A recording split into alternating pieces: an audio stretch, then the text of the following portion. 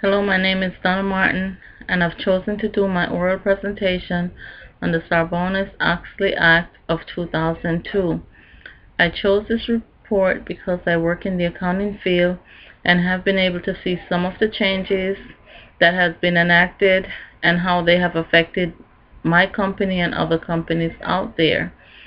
I needed to learn a little bit more about this act, and I was able to do so in doing my research. The Sarbanes-Oxley Act of 2002, also called Public Accounting Reform and Investors Protection Act of 2002, it's better known as SOX, S-O-X. It changed financial reporting standards for all public companies, boards and members, and management, and public accounting firms. This legislation was introduced by Senator Paul Sarbanes of Maryland and Representative Michael Oxley of Ohio. The legislation was passed by both houses of Congress and became law on July 30th, 2002. The bill was introduced because of the number of corporate scandals. The investors in each of those scandals lost billions of dollars, and some companies were totally destroyed. Some key points of the Sarbanes-Oxley Act are the development of a public accounting oversight board, auditor independence, corporate responsibility, financial disclosures, analyst conflict of interest, corporate criminal and criminal fraud accountability, white-collar crime enhancement, corporate tax reform, and corporate fraud accountability. A public oversight board was established. This board has 5 appointed members, the maximum of 2 which can be CPAs.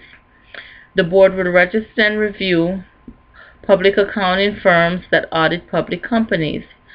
The board will try and penalize for non-compliance of rules and standards. Auditor's independence. Registered audit accounting firm is prohibited from performing non-audit services. Any tax service performed must be approved by the board. Audit partners must be rotated by firms every 5 years for the lead auditor and 5 years off. For other auditors, 7 years on and 2 years off. Corporate responsibility. The board of a company must establish an audit committee. This committee is to oversee financial reporting. This committee will oversee and compensate registered public accounting firms to perform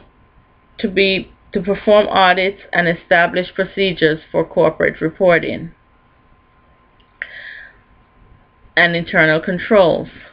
CEOs and CFOs must certify financial statements. If the statement is not accurate and need to be restated, the CEO and CFO will be required to give up any bonus that they have been given as a result of the error. Enhanced financial disclosures. All transactions not on the balance sheet must be disclosed. No company can make any personal loans to CEOs and CFOs. Requires annual report to disclose the company's code of ethics for senior financial officers. Analyst conflict of interest. The Securities Exchange must adapt rules to address securities analysts recommending securities in research report and the conflict of interest that can arise from that.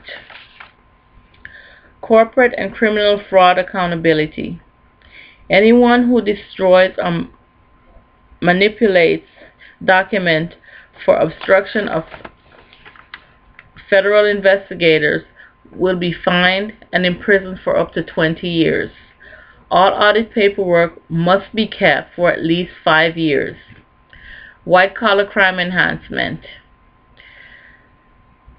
Financial statement must be certified by the company's CEO and CFO and must represent the true financial condition of the company. Violation can result in fines up to $5 million and up to 20 years in prison. Corporate tax returns and corporate fraud accountability.